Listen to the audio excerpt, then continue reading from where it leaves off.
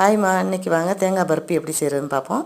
அதுக்கு முதல்ல ஒரு கடாயில் 2 ஸ்பூன் நெய் விட்டு தேங்காய் பூவை நல்லா வறுத்து எடுத்துக்கணும். கொஞ்சம் கலர் சேஞ்ச் ஆகிற வரைக்கும் வறுத்து எடுத்துக்கணும். நான் இன்றைக்கி 5 தேங்காய் எடுத்திருக்கேன். நான் 2 ஷிஃப்ட்டாக வறுத்து எடுத்திருக்கேன். மொதல் ஷிஃப்ட்டை இது மாதிரி ட்ரேயில் கொட்டி ஆற விட்டுருங்க. இந்த மாதிரி ஆற விட்டுருங்க.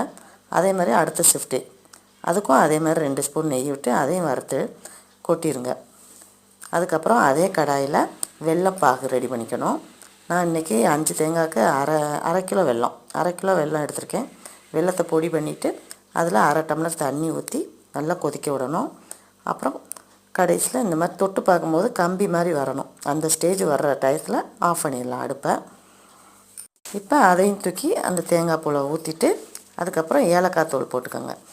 முதலையுமே போடலாம், பாகுலையுமே போட்டுடலாம்.